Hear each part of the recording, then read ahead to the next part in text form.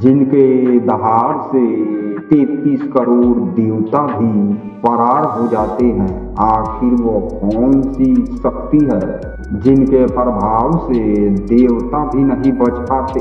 तो हम और आपकी क्या औकात है इन शक्तियों के सामने? फिलहाल सतगुरुदेव के दया से हम लोग आगे बढ़ते हैं।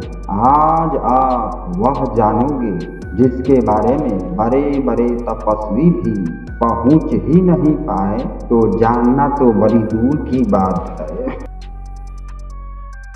इन दरिंदों का नाम on the spot call agent है। यह कॉल एजेंट बहुत शक्तिशाली होते हैं। इनका प्रमुख अस्त्र शक्तिबान और यम अस्त्र, ये दोनों महादिव्यास्त्र से लैस हैं। यदि बात की जाए शक्तिबान की, तो महाबली हनुमान जी भी इससे सामना कर चुके हैं रामायण युद्ध में। तो आइए थोड़ा सा जानते हैं। सतोगुण विष्णु अवतारी राम जी क्या बोले? अंगद, नल, नील तथा महाबली हनुमान जी तत्परता पूर्वक अर्थात विशेष ध्यान से सहायता करना और उनकी रक्षा करना। उसके बावजूद भी जब मेघनाथ ने शक्ति बाण चलाया लक्ष्मण जी के ऊपर, तो उसे कोई भी रोकने में समर्थ नहीं था। यहाँ तक कि महाबली हनुमान जी को दिखाया गया है कि उनके गधे के ऊपर से होती हुई निकल गई, जो पूरी तरह से फ्लॉप है। यह इंडस्ट्री वाले वही वीडियो बनाते हैं जो जनता के लिए चंद्रकांता सिद्ध हो और माल छाप पाए। इन लोगों को सत्य ज्ञान से कोई लेना देना नहीं होता। आइए सत्य को जानते। ऊपर से 33 करोड़ देवता भी हनुमान जी की महापराक्रम को देखकर अचंभित हो गए थे, जिस पराक्रम को यहाँ पर दिखाया ही नहीं गया। यदि बात की जाए सतोगुण विष्णु अवतारी राम जी की, तो उन्होंने लक्ष्मण की सुरक्षा हेतु अंगद, नल, नील और महाबली हनुमान को स्पेशल देख रेख में भेजे थे, अर्थात सहायता हेतु। और उधर से जब मेघनाथ ने शक्ति बाण को चलाया, तब महाबली जी को दिखाया गया है कि वो दौड़ कर जाते हैं, तभी उनके गदे से होते हुए ऊपर से वह शक्ति बाण निकल जाती है, जो पूरी तरह से फाउल है। रियल में वहां पर ऐसा हुआ ही नहीं, क्योंकि महाबली हनुमान जी कोई छोटी मोटी शक्ति तो थे नहीं। वह एक पल में पर्वत जितना बड़ा विशाल का रूप बना सकते हैं, तो क्या उस भीषण परिस्थिति में नहीं बना सकते थे? जरूर, क्यों नहीं। और वो बनाए भी और उस शक्तिबान से सामना भी किए, लेकिन उसे रोक नहीं पाए। शक्तिबान उनके गधे के अंदर से होते हुए ऐसे निकल गए जैसे कि महाबली हनुमान देखते रह गए। और ऊपर से 33 करोड़ देवता भी अचंभित रह गए कि इस शक्ति से सामना करना मौत को निमंत्रण देने जैसा था। इस दृश्य को ऊपर से शिव जी भी देखकर चौंक गए थे। सच में महाबली हनुमान जी की पराक्रम को मानना चाहिए, बट फिर भी बचा नहीं पाए। लक्ष्मण को शक्ति बाण लगी और वो उसी क्षण गिर गए, बल्कि एक शब्द भी बोलने का मौका नहीं मिला उनको। आप इससे समझ चुके होंगे कि ये कितनी शक्तिशाली है, क्योंकि यह महामाया का प्रमुख अस्त्र है। ये काल का और महामाया का वह तीर है जिसे हम सभी शिकार होते ही रहते हैं। आइए आगे बढ़ते हैं।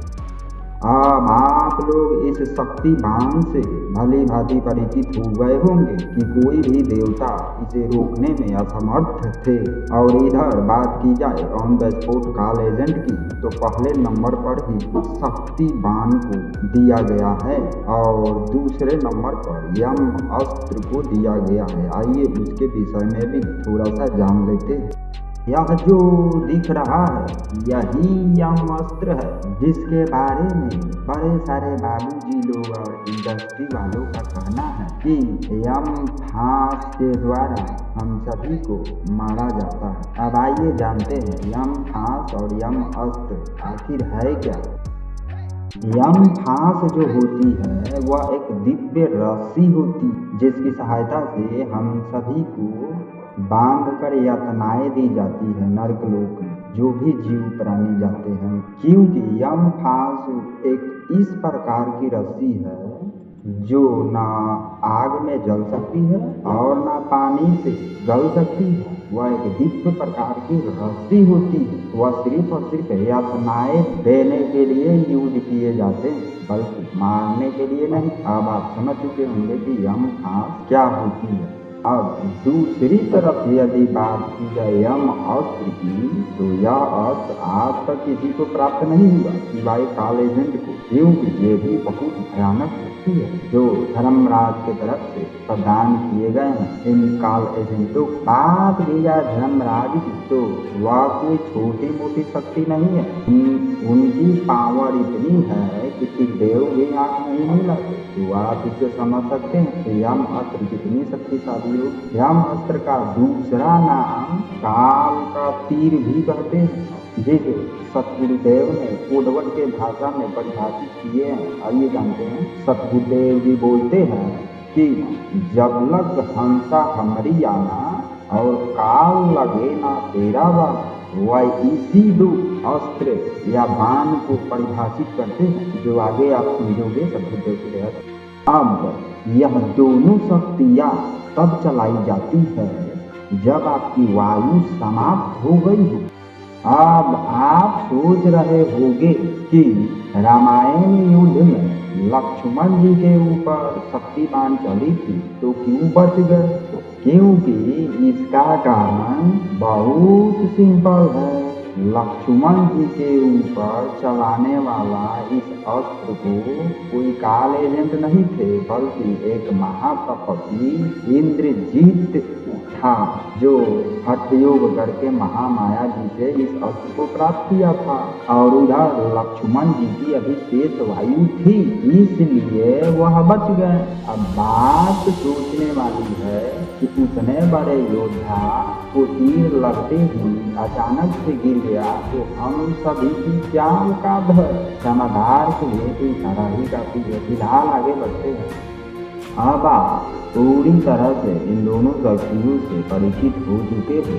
अब जानते हैं ऑन द स्पॉट काल एजेंट के बारे में। जहाँ तक बात की जाए तो जब यह काल एजेंट जिस घर में दस्तक देते हैं उस घर में सिर्फ और सिर्फ मातम ही मातम मनती है। आप भली भांति परिचित होंगे।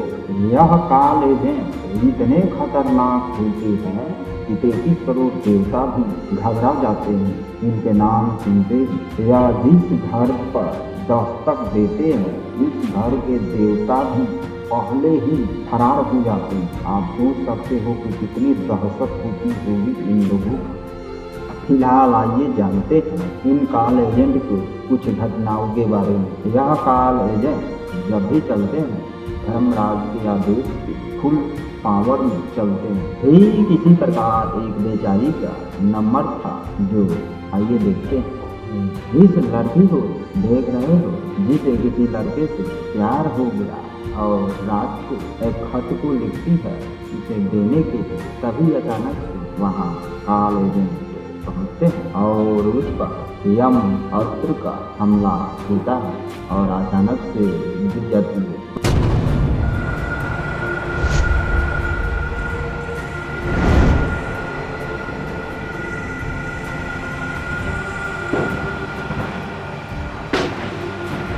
ठीक इसी प्रकार आप लोगों ने ऐसा भी देखे होंगे कि चलता फिरता आदमी अचानक से गिर जाता, उसके ऊपर भी यम अस्त्र का हमला होता है।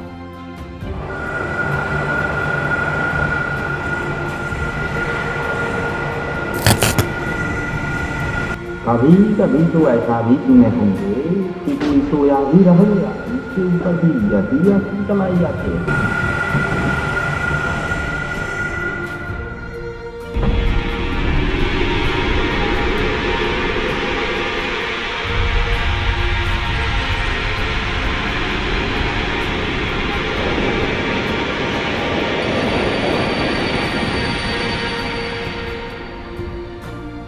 अचानक से विस्फोट होना किसी कंपनी में, किसी जगह पर, फैक्ट्री में या किसी बस में आग लगना, जबरदस्त गाड़ी का टक्कर होना, चीथड़े उड़ जाना, एक्सीडेंट होना, सर कहीं और धड़ कहीं, गोली बंदूक के द्वारा, अचानक से वृक्ष का गिरना, बिजली का करंट लगना, हेलीकॉप्टर ब्लास्ट हो जाना, आकाशीय बिजली गिरना, यह कुछ प्रमुख on the spot call agent के अटैक है। इनकी अटैक इतनी जबरदस्त होती है कि आपको समझने तक का मौका नहीं मिलेगा, वहीं पर दम तोड़ देगी और बस कहानी खत्म आपका। इन लोगों को किसी भी माया मोह या दया के प्रति कोई लेना देना नहीं हो, चाहे आप विवाह मंडप में हो या बर्थडे मनाना हो, खुशी के त्योहार हो या दुखी का, उससे कोई मतलब नहीं। फिलहाल इस वीडियो में इतना ही, मिलते हैं पार्ट 3 में। इसमें बताए जाएंगे सदगुरुदेव इमरजेंसी कॉल एजेंट के बारे में। तो बोलो सदगुरुदेव की जय।